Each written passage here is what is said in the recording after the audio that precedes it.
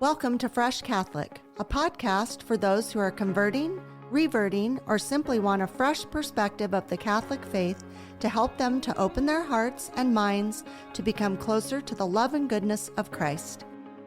My daily prayer is that I will be a bright light to others, to be filled with the love and light of Christ, so that when people look at me, they see Him radiating out from me for His glory. Hello and welcome. I'm Lori Balderas, and I'm so happy you're here. Well, Lent is officially over, spring has sprung, and the Lord is risen. And if you're watching this on YouTube, you are noticing that I am wearing white, which is very uncharacteristic of me if you know anything about me. I'm typically an all-black wardrobe type of girl. But in honor of springtime and in honor of the resurrection of the Lord, I decided to wear white today. Anyway, I feel a little bit exhausted, as I'm sure many people do who went through the Triduum and the, Good Friday, all that entails, which can be very emotionally exhausting. At least it is for me. It's very, it makes me very grateful for everything the Lord did for us, but it is a very somber day. And then we have Holy Saturday and the Easter Vigil, which is a long and beautiful ceremony for the people coming into the church. It's just a glorious event. If you haven't ever been to the Easter Vigil, I highly recommend it for you to at least go once in your life, if not more than that, and support people who are coming into the church. And then, of course, we have the grand finale, which is Easter Sunday. Now, I say grand finale because it really is like the biggest day of the Catholic year. And I would say, close second to Christmas. But Easter is just a beautiful, magical time. And the good news is we get 50 days of Easter. So when people are starting to put away their Easter baskets and eating up all their chocolate bunnies, we Catholics, we keep going for another 50 days. So we're just getting started, honestly. So this is what I wanted to talk about today. And I know my last episode I was a little bit down in the dumps and I was having quite a struggle. And I'm just trying to have that more uplifted attitude. And so I just wanted to say that. And I wanted to also thank the people who showed concern for me. I'm a work in progress. I'm human. I really do struggle. And I'm just trying to keep my focus on the Lord and all He's doing for me. And I know that everything's going to be fine as long as He is in charge, which He is. So thank heaven for that. Now, what I would like to know is, what were your experiences through the Triduum, through your Easter Sunday? How were you feeling during that time? Specifically, I want to say more about the Easter Vigil or Easter Sunday. Was it the same old thing to you? Was it boring? Was it irritating? I know some people kind of get dragged to masses sometimes, but I certainly don't. I love going to Mass, especially on the high holidays and holy days. But were you having those feelings, or were you thinking, oh my gosh, this is amazing and beautiful and magical, and it's giving me a whole new spirit and take on life, and I just feel filled with gratitude and love and light? That's what I'm hoping everybody had. I wonder sometimes how people do go into Easter Sunday. I would hope everybody has those excited views of it, but I'm a member of the staff at the church, and I know one of the things that comes up quite often is we notice that people show up for Christmas, Ash Wednesday, and Easter Sunday. So we not joke, and say, where are all these people the rest of the year? Where are they? They're staying home, I suppose. But that's too bad, I think. I think the people that only come on those days are really missing out on the beauty and the richness and the glory of our Catholic faith. And I know a lot of times people bring their family members or friends who maybe aren't Catholic or maybe haven't been to church in a long time, and they'll invite them. And I think that's a really good thing to do. Let's say you're a very devout Catholic and you go every Sunday, or maybe you go every day, and you think, I'm going to invite my friends and family to Christmas and to Easter Sunday. Great. But then continue it. Like after Christmas, say, would you like to come with us again this Sunday? Because we'd love to have you. Or after Easter, just kind of the same thing, like keep the ball rolling. And if they tend to say, oh no, I only go, there's like jokes about it, whatever, but just say, oh no, I'm serious. I would love for you to come with us every week. And, it's such a, we could get together and we could go have a meal afterward, or we could go to the beach, or we could go to the park, or you could come over to our house and we could play games or something, bribe them is what I'm saying. No, I'm over. Tell them you'll have wine with them. That would always get me to somebody's house. No, kidding and not kidding all at the same time. I just think it's very important to kind of keep the ball rolling, and hopefully, people will take you up on it. But I'm wondering, if I feel like the Catholic faith is very in tune to the senses. When you go to Mass, there's something to see, smell, hear, feel. There's all the senses are being used in the Catholic Mass. And so I'm wondering if at this Easter or Easter Vigil, was there any of those things that were heightened in you? I know that when I go to Mass, especially on the times when I'm not serving at the church on the Mass times, I really like to go in and close my eyes sometimes and smell, the incense, or hear the bells. We miss the bells during Lent. At least I do. I miss the bells. We don't have holy water in the fonts during Lent. I miss that. I miss the feeling of the holy water. I miss it when I'm crossing myself. I miss hearing the bells where it draws my attention up to the altar. As much as incense is overwhelming to me, I like to have the incense so that I'm remembering that the Spirit is drawing, the incense up to the Lord. I love to see the, garments that the clergy are wearing. I love to see people saying, peace be with you to each other. I love seeing people hugging each other and smiling and just being kind to each other. So all those things, when you go into Mass, instead of just going in robotically, like we've talked about before, don't be a Catholic robot.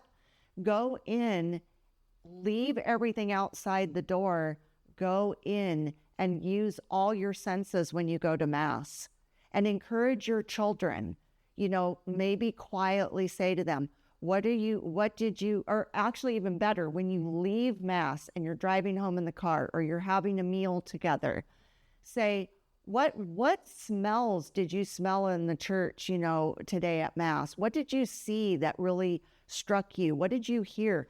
If you start saying those things to your children and make it like a good habit, a happy habit, that will be something where if you do that consistently every week, they'll know, oh, I better be prepared. And, we're going to talk about this. And it also prepares yourself to go in and just like really use your senses to make Mass so much more valuable and important, and just where you feel it more. So I highly suggest that. I also really suggest and encourage you, if you are the people that only come on Christmas, Ash Wednesday, and Easter, I know, especially at our church where, again, I'm on the staff, and we want people to feel welcome all the time. We want you to come in and come to weekly Mass for sure. You must do that if you're Catholic. So Start doing that, start next Saturday. Make sure you head to Mass because you did it Easter Sunday, so let's keep it going. And then, of course, because I love going to daily Mass, I love being a devout Catholic. I love just starting my day off in that way. Waking up, doing immediate prayers, praying the rosary, going to daily Mass. These are things that just start my day off on a good foot. It's easy to stay in bed. It's easy to let other things get in your morning, but make that something that starts off your day. I'm going to really encourage you to continue on and start going to Mass more. And like I said, invite your friends and family to go, because maybe that's what they're waiting for. Or I'm also inviting you. Maybe that's what you're waiting for. I'm inviting you. Please come to church more. You can do it. Other things can wait. If you plan ahead and you say, oh my gosh, you know what? There's a football game on I want to watch. I know you people out there are watching football and basketball or baseball, and you don't want to go to Mass. But guess what? If you plan ahead, you can say, oh, the game is at this time. So we're either going to go the night before to the vigil Mass, or we're going to go later to the afternoon Mass, or really early in the morning. You really can't get out of it because there's a good 5 to 7 Masses, at least there is at our church. So you can't really use that excuse. See, I'm being really strict with you. But I'm really encouraging you to go to Mass more. Now that the Lord is risen, let's show him that we love and care about him even more. And also, you know what? It's going to make your mom and grandma happy. The more you go to Mass, can you imagine your little grandma's face? If you say, Grandma, I went to Mass this Sunday. Oh my gosh, the angels are going to sing and she's just going to die a happy woman. So no pressure, but just picture your little grandma or your mom who wants you to go. Okay, when we come back, we're going to take a quick break. When we come back, I'm going to talk to you about the life-changing experience that the disciples and apostles had at the actual resurrection. So we'll be right back. Have you ever wanted to witness the miraculous and walk where saints have walked? This is your chance. Join me, Lori Balderas, host of Fresh Catholic Podcast, and Father Matthew Miguel, as we walk with you through Italy's most sacred sites. From the Eucharistic miracles of Lanciano and Orvieto to the peace of Assisi, your heart will be transformed by these extraordinary moments of grace. You'll walk the hallowed streets of Rome, step into the history of the Vatican, and witness the places where faith has flourished for centuries. Each stop deepens your journey. Each miracle renews your soul. We invite you to join us on an unforgettable, life-changing experience. Join us and let your faith come alive in Italy. We'll be right back. Hi, this is Ashley T. Lee Podcast. Join me to hear the Bible read line by line and clearly explained. Listen to the Word of God in your car or home or work while it transforms your mind daily. Romans 12:2 says, "Don't be conformed to this world, but be transformed by the renewing of your mind, so that you may prove what the will of God is, which is good and acceptable and perfect." Knowing the Bible can give you peace and joy in this hectic world. Listen weekly to Ashley T. Lee Podcast on all podcast sites.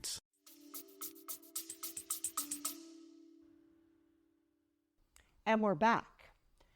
So imagine that you are the disciples and apostles of Jesus. Imagine what you've just gone through with him, not just in his ministry. You've been with him every day. He's created this relationship with you, and you've been actually in the presence of the Lord Jesus Christ.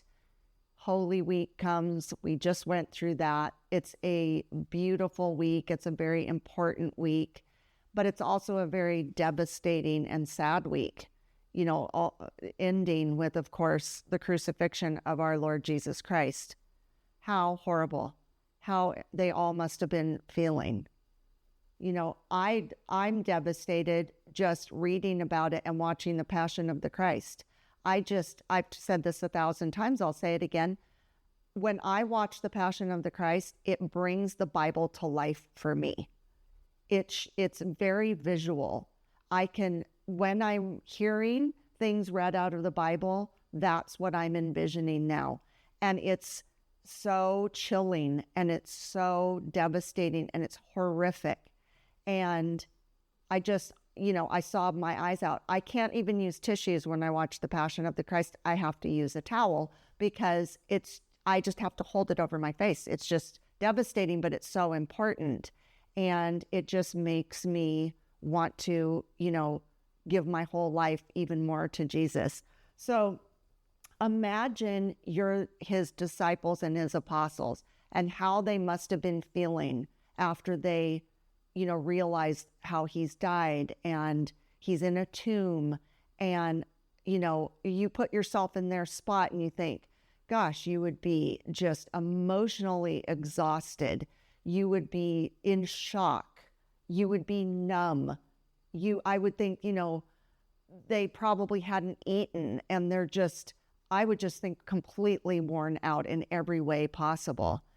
And I just put myself in their spot and I think, I can just feel it. I feel how that would be. So I want to read out of the Bible, the resurrection of Jesus. So this is from the Gospel of Matthew, chapter 28, verses 1 through 10.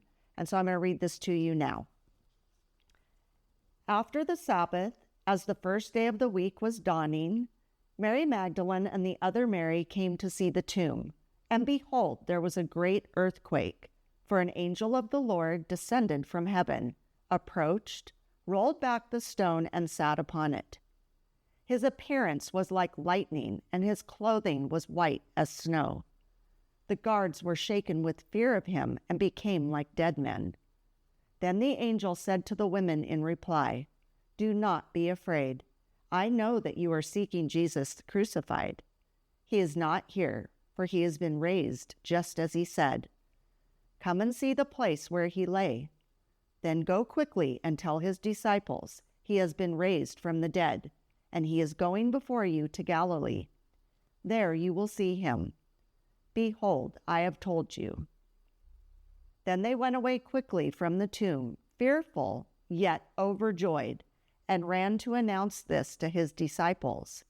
And behold, Jesus met them on their way and greeted them. They approached, embraced his feet, and did him homage.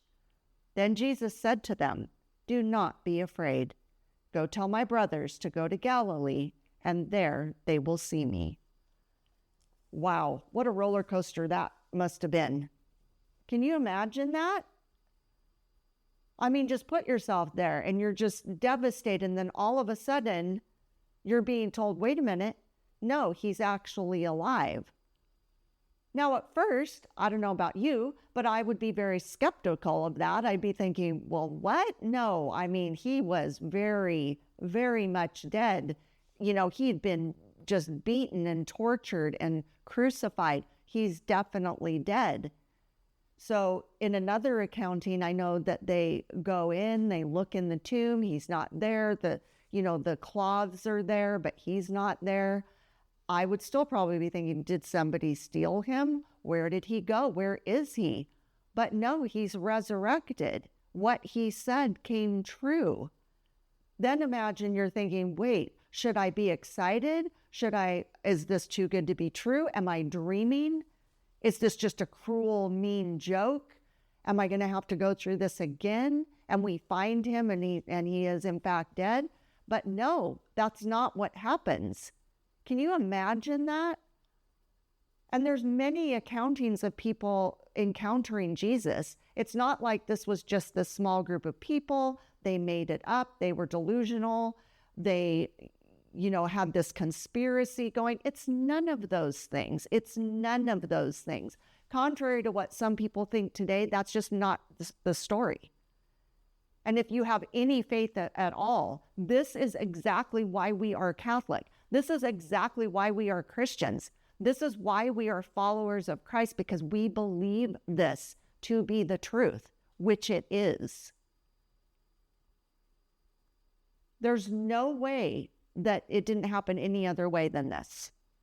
And so for all those naysayers and poo-pooers out there, this is it. And I feel bad for the people that don't believe in this. I feel bad for the people that don't have faith about this story, about Jesus, about why he did what he did, why we should be followers of him. I feel very bad for those people, and I pray for them every single day. I pray for people to soften their hardness of hearts. I pray for people to come to the church, to come back to the church, to start living the sacraments, to receive the Eucharist, go to confession, clean your vessel, and start receiving the Eucharist. Or if you already are a practicing Catholic, become more devout, put Christ at the top of your priority pyramid, as I call it. Make sure that you're regularly going to Mass, that you're regularly going to confession, that you're regularly receiving communion, the Eucharist, into your body. These are the things that are going to change your life forever. And I have to tell you, after the last episode, I said, I wasn't feeling good. I wanted to go to confession. I did go to confession, and I felt so much better. It always makes me feel better. So I highly encourage all of that. I highly encourage you to become a more devout disciple of Christ. We'll be right back. What does it mean to live a life of faith? What does it mean to live as a Catholic Christian? Hi, this is Bishop Kevin Sweeney, host of the podcast Beyond the Beacon. Join me as we unravel and discuss the mysteries of our faith, of the church, of living as Catholic Christians. Be inspired by engaging interviews with priests and seminarians, deacons, religious, women and men who live the life of faith day by day here in our Diocese of Patterson, in food pantries and classrooms and parishes and ministry. How is God working in their lives today? How is God working in our lives? Join me as I ask them and be part of the conversation on Beyond the Beacon. Listen and follow Beyond the Beacon wherever you get your podcasts, or watch it on my YouTube channel. Please check the show notes for more details. Thank you and God bless you. So there's many people that came into our church. One of the things I love about the OCIA, we used to call it the RCIA, but one of the things I love about, during Lent, OCIA is going on for year-round now. And so watching these people coming to Mass, seeing their progression, seeing the different scrutinies they have to go through and the discernment they're going through, I smile every time.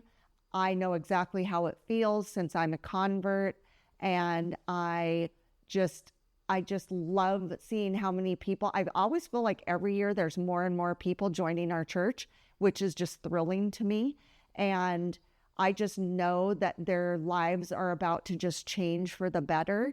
And I was reminded that last year I had one of my favorite women in the world came on our show a couple of times, but one of the times was she had just been initiated into the Catholic faith, Sabrina McManigal. And, I went to the Easter Vigil to support her in this journey she was on. And I'm getting chills just even thinking about it.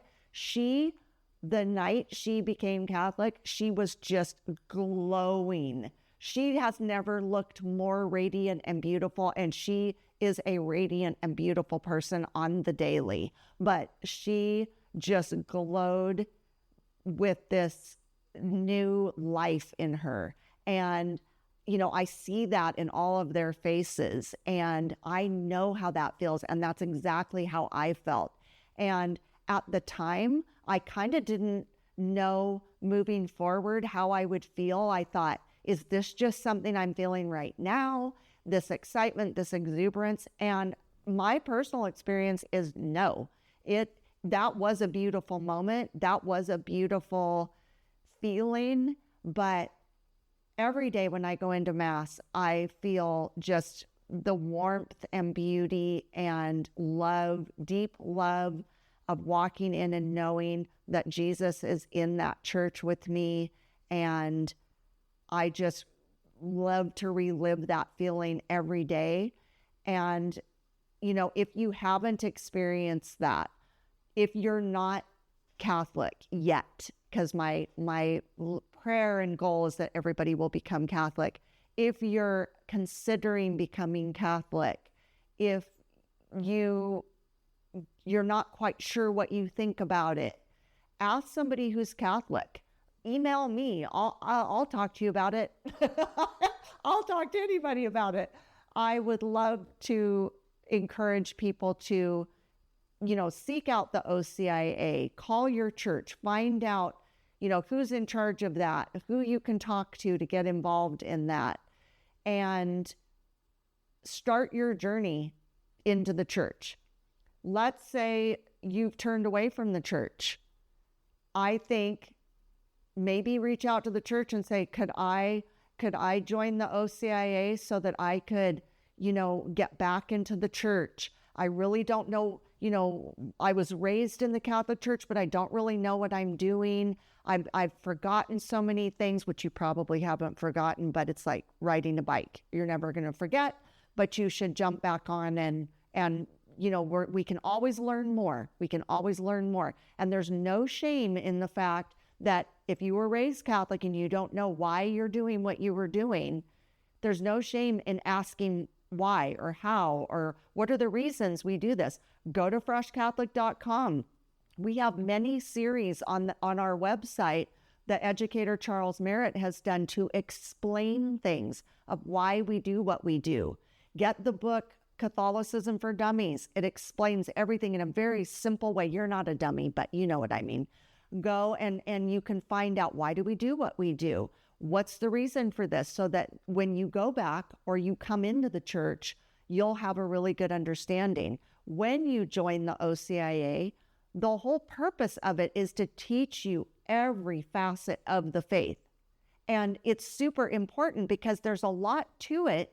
But again, we don't want to be robotic Catholics. We want to be very faithful, very knowledgeable Catholics who want to live this life. It's a lifestyle. It's not an off and on, I'm going to be Catholic now. Like, I get very frustrated when somebody says, I used to be a Catholic. Used to be a Catholic? No, my dear, you are a Catholic, but you've gotten off course. Let's get you back. We want you. We hope you come back so that your life can be more fulfilling, and you will be closer with the Lord. There's nobody better to be closer to than our Lord Jesus Christ.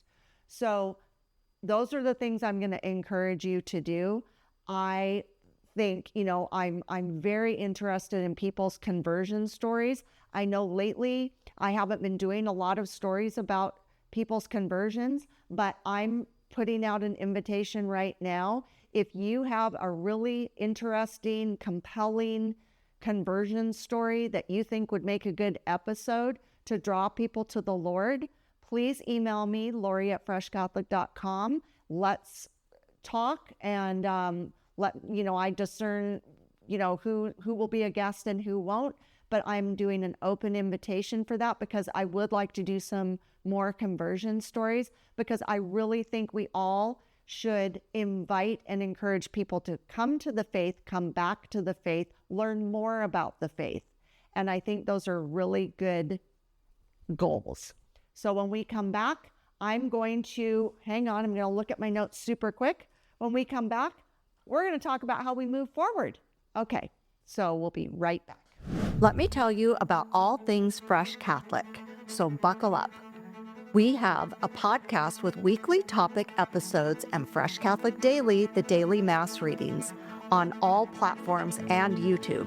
Like, share, subscribe, rate, and review. That would really help. Our website, freshcatholic.com, has an online store with merchandise and coffee, a blog, comics, info about our pilgrimage to Italy in September of this Jubilee year, and Fresh Catholic courses with educator Charles Merritt, including the Hail Mary, the Our Father, Sin, Sacraments and Grace, Advent, Angels, and Virtues. We're on Instagram and Facebook at Fresh Catholic with short videos every day. Email me at lori@freshcatholic.com. I'd love to hear from you. And please consider becoming a Patreon or sponsor to help support our mission of drawing people to the faith or back to the faith. Phew! Spread the word and join the fun. Thanks so much. Bye. And we're back. So now moving forward, now we have 50 days of the Easter season. So you know how we talked about in other episodes, when you're in Lent and you have 40 days and you're doing like things differently and you're making good habits. And then I was saying, you go into the Easter season and there's 50 days. You can carry on some of those things. But let's just talk about some ideas of things you can do moving forward. I have a list, so I'm going to read off my list, okay? So moving forward, now what? What can we do? Make a commitment to start attending Mass every Sunday for sure. Or for those of you who are extra, extra motivated, go every day. So those are good things to do. Pray the rosary every day. Or as my little friend Emily, who I take communion to, tells me, Lori, you need to pray the rosary a few times a day. I'm like, okay, Emily, I will. And she's a very devout Catholic woman, so I need to listen to Emily. Go to adoration. We all know I love adoration. I love to go and sit in front of the Blessed Sacrament and sometimes be quiet and just listen to what the Lord and the Holy Spirit are trying to tell me. Sometimes I'm crying, sometimes I'm pouring my heart out. But adoration is a very beautiful thing, just a beautiful holy habit to get into. Join a ministry. Our church has many ministries to choose from. I hope your church does as well. There is something for everybody out there. So join a ministry, because I think that's something that you can deepen your faith.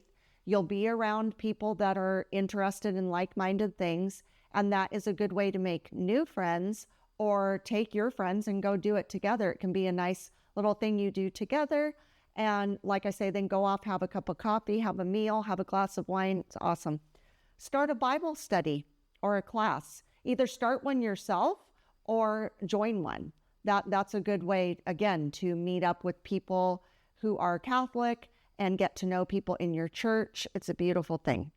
Do acts of service.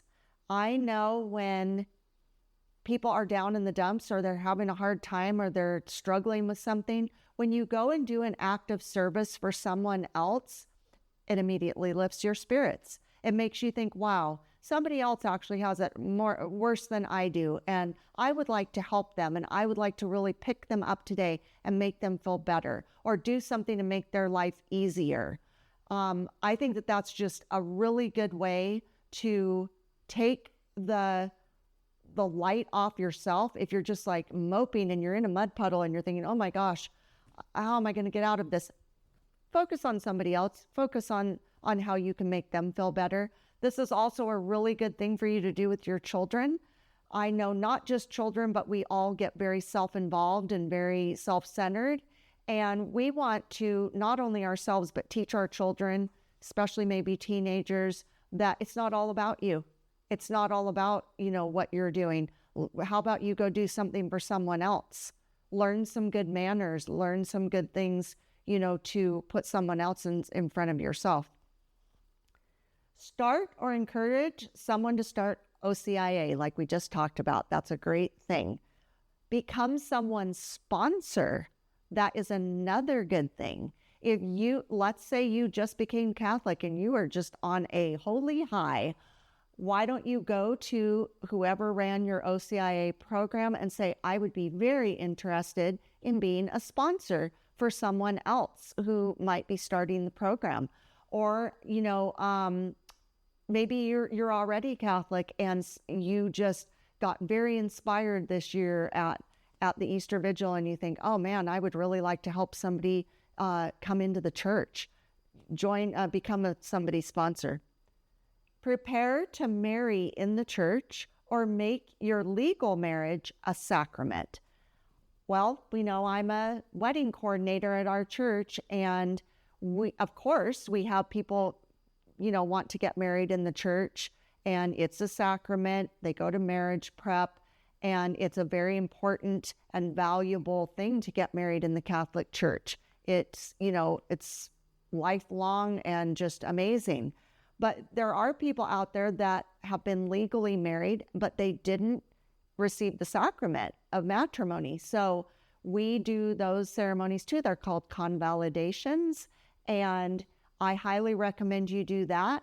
If you've been married, I've had brides and grooms come to me, they've been married for 25 years, and they come in and they receive their sacrament of matrimony, and it's a beautiful thing. And sometimes their children are in the ceremony, their friends and families are there, and it's just, it's beautiful, and it does really change everything. So I highly recommend that.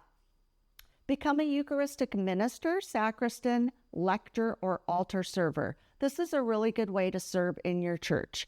And I would say I'm I do a bunch of these jobs, and they're very fulfilling. I love doing them. I love to be of service at my church. And so you need to be trained to do those things. And your children can also do these jobs too. And it's really important for them to learn to do those so that they are serving their church. And that way, it's something they could probably put on a job application someday, because it requires them coming on time, doing a task properly, and, encourage your children when they go to apply for their first job to put down that they were an altar server or a lector or a Eucharistic minister. Awesome. Make a commitment to listen to Fresh Catholic Daily every morning or every evening, I don't care. But a lot of people really have put this into their holy habits. They wake up in the morning, it's sent to their phone. It's easy peasy if you subscribe to Fresh Catholic on social media, and on Spotify and all the different platforms. You will be able to listen to Fresh Catholic Daily every day. What a great way to start your day if you can't go to Mass. I've said this before, but you can listen on your way to work, on your way to school. It's very quick, and it's really important, because this is something we do all over the world. We're all listening to the same readings. So I have listeners in, I believe I'm up to 74 countries now, and people can listen all over the world. So how great is that? Of course, also the Fresh Catholic weekly episodes. Please watch those and listen and share with your friends. And last but not least, come on our pilgrimage. Fresh Catholic and Father Matthew Miguel have a pilgrimage coming up September 29th to October 9th to Italy. And the signups are, the deadline is fast approaching in June. And so please go to our website. The information is there. You can click on a link. There's an itinerary. You can see every day what we will be doing. And it's going to be just, in my opinion, just a lifelong dream of mine. I think it's a life-changing experience. It's the Jubilee year, so it's extra special. And Father Matthew and I would love to have you come with us. So pray about it. See if this is something you want to do. And like I say, sign up, put a deposit down, and come with us. We are so excited about this. So I hope that that's giving you some really good ideas. And I'm just going to say that I'm going to give you a 50-day resurrection challenge. Okay? Boom, I'm challenging you. I would like you to pick all of these things I listed, or at least one or two of them, and whatever you choose, give it your all and really focus on it. Like I said in the Lent episode, if you bite off more than you can chew, maybe you'll get discouraged and you'll give up everything altogether. So if you want to be really ambitious, do all these things. If you think, I don't want to fail at it, I would like to really succeed, pick one or two and just really give it your all. And email me, Lori@freshcatholic.com, and let me know how it went. Let me know. I mean, if somebody really can prove to me that they made the most out of their Easter season, maybe I'll give you a prize. Maybe I'll send you some merch. So let's do the 50-day resurrection challenge, okay? So thank you so much for coming today. I hope you have a very blessed octave of Easter this week and head into the Easter season. And see, I'm feeling better already. So thanks for coming today. Thank you. Love you. Bye. Thank you for joining me today. Now go out and be a bright light in someone's life. And remember, be focused, be faithful, and be fresh. Fresh Catholic is produced, edited, and recorded in Ventura, California.